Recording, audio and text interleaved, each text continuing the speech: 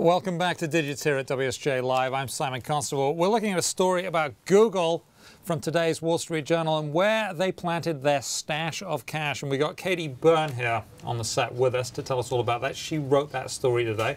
There's your name on the screen there. Now, Google has a lot of cash, a big stash, $44 billion. A ton, yeah. That's a lot of cash. And they're parking it, I understand, with sort of old mainline manufacturing companies. Tell us about this. They've just started doing it. In probably the last 8 weeks or so, they decided they were fed up with the really low yields on treasuries and that they wanted to... You get about 1.6% by buying a treasury, and you get that every year for 10 years, and then you get your money back, and that's it, right? Right, but that's if you're on the 10-year part of it, whereas if you're just buying really short-dated treasuries, you get even less. You get like 0.2% on a 2-year treasury. A fifth of 1%. It's tiny. Hardly worth bothering with, is it? So what have they found then with these old line companies? They found AAA-rated, top quality bonds. That's the highest possible bond rating you can get. Right. It means absolutely secure. Right, and these are bonds that are backed by repayments on your car loans, your student debt, your credit cards. Honda and Hyundai are two of them.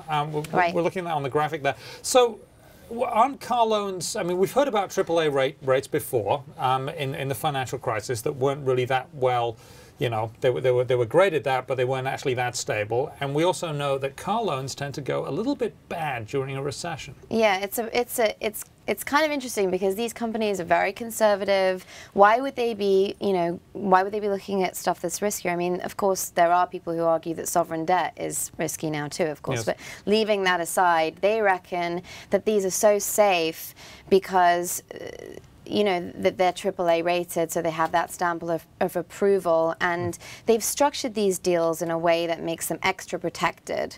And so they're so comfortable with them that they're actually managing them in-house, and Google outsources a lot of their investments on emerging market bonds. So this will be like part of the treasury group that right. that they have there. Now, they're not the only tech company with a lot of cash, are they? I mean, Google has $44 billion, and we know that Apple has almost $100 billion, $97 billion. It's a heck of a lot of cash. And Microsoft. Microsoft and Cisco, and there it is on the screen. So do we expect they'll be following suit soon? I mean, we know things go in trends. I know when I was at General Motors, we were always wondering what Ford and Chrysler were doing. So do you think they're all scratching their heads at Apple saying, oh, if Google's doing it, maybe it's good enough for us? I'm sure that they're all thinking right now, I mean, we're parking our money and stuff we may as well be putting it under the mattress. What can we be doing here that we can get approvals on internally that we still feel is really safe, but we can just get squeeze a little bit more out of it, and that's where these bonds come in. And of course they're bouncing up against the mutual fund guys and the insurance companies